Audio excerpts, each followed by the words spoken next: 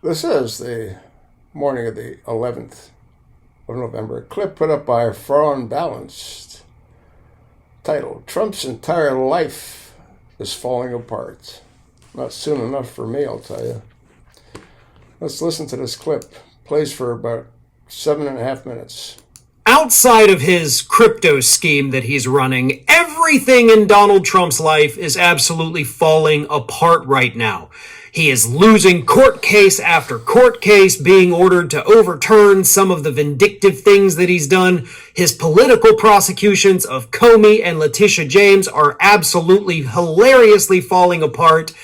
And of course, his power in Washington, D.C., his power over the country is incredibly diminished following the drubbing that Republicans took in last week's elections. And that's not me saying that, by the way.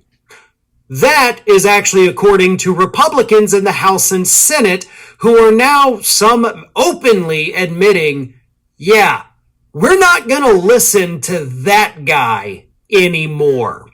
Yeah, as I pointed out last week, this has become, last Tuesday's election, where a real, the emperor has no clothes on moment. Not just for voters, not just for the MAGA influencers, but for Republican politicians. Politico decided to talk with a lot of these Republicans because, on Wednesday after the election losses, Donald Trump had this meeting with Senate Republicans where he tried to talk about why the losses happened without ever blaming himself. And of course, he told them you got to kill the filibuster so we could reopen the government and screw over the Democrats. And the Republicans said, no, we're not going to do that. I know in the past when you told us to jump, we would say how high, but you are the reason we lost, and we're not going to do what you say. Let me read you this from Politico. Upon returning to the Capitol, the senators made it very clear. They planned to blow Trump off.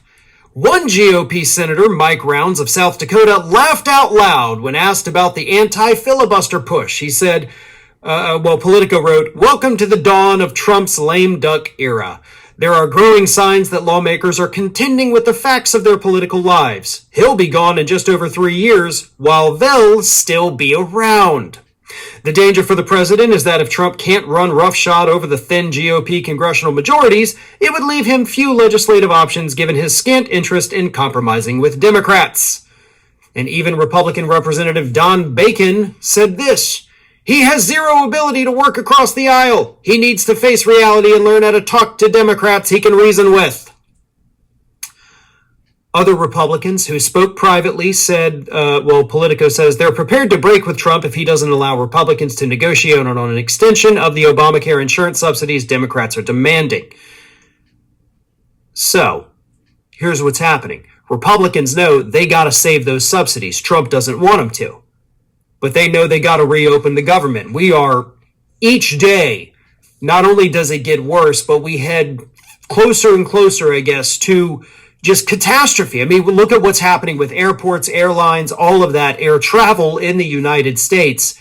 40 major airports last week announcing that, we're basically cutting our flights in half. So people are panicking.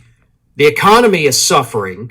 The voters are still blaming Republicans. Republicans know we got to do what the Democrats want. We can't keep this shutdown going. Trump doesn't want that to happen. He loves the government shutdown. But they're going to break with him. A week ago, they weren't in that position. A week ago, that was not their line of thought, folks. So much can happen in a single evening, and that's what happened last Tuesday. Republicans realize the voters have turned against us. They may not love the Democrats, according to the polls, but they're going to punish us because we are in power.